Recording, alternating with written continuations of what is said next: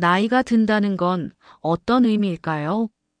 주름이 늘고 체력은 줄고 세상은 더 빠르게 변하고 어느 날 거울을 보며 내가 벌써 이렇게 되었구나 하고 작게 한숨 짓는 순간이 늘어갑니다.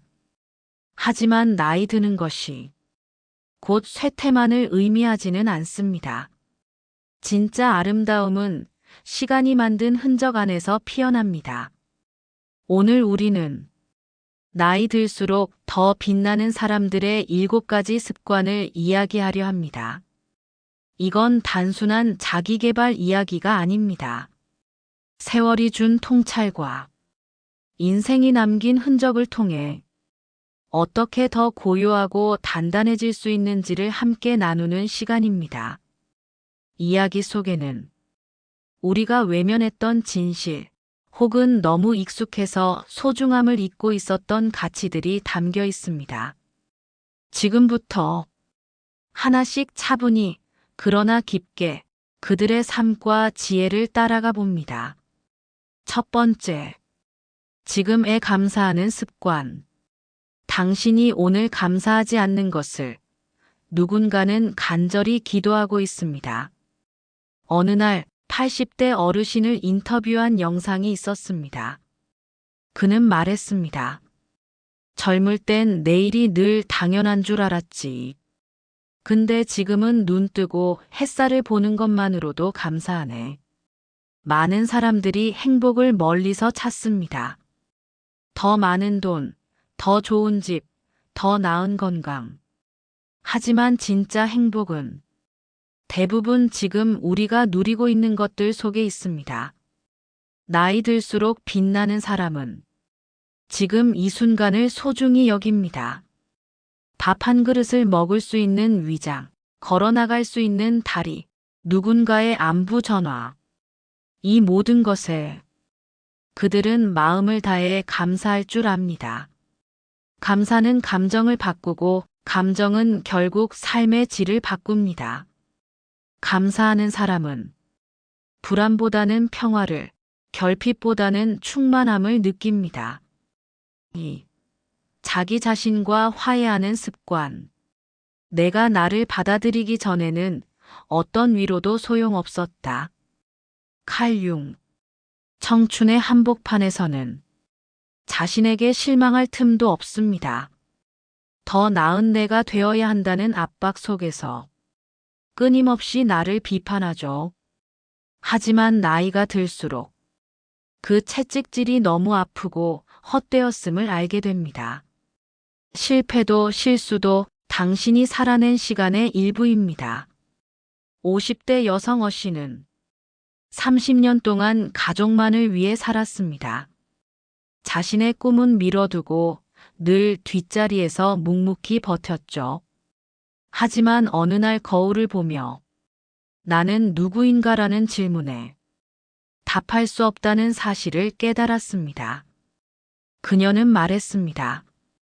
이제야 나를 위해 살기로 했어요. 그게 늦은 걸까요? 그 질문에 어떤 상담가는 이렇게 답했습니다. 당신의 삶은 늦은 게 아니라 깊어진 겁니다. 자기 자신과의 화해는 후회에서 벗어나 이제라도 나를 아껴주기 시작하는 일입니다.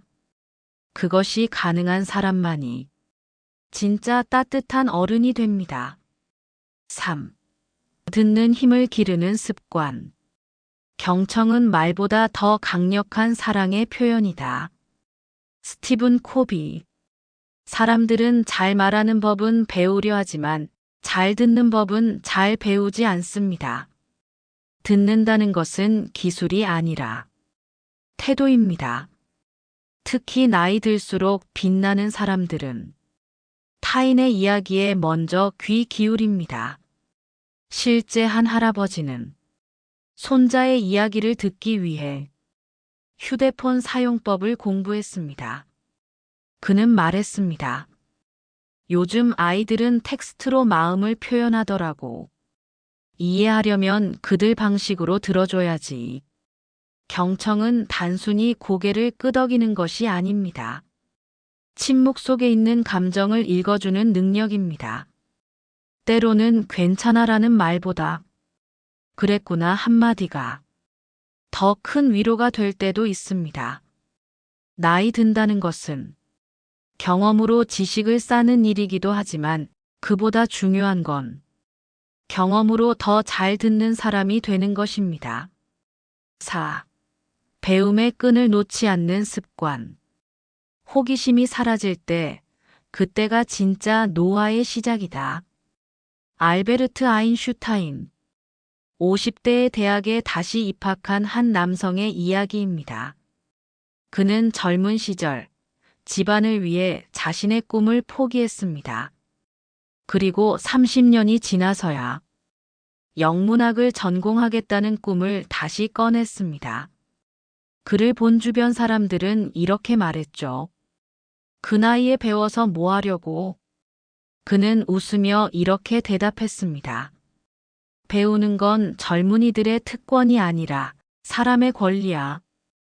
배움은 단순히 지식을 얻는 일이 아닙니다. 삶을 생기 있게 유지하는 가장 확실한 방법입니다. 책 한 권을 읽고 새로운 기술을 배우고 모르는 세대와 소통하며 점점 더 유연해지고 젊어지는 사람들.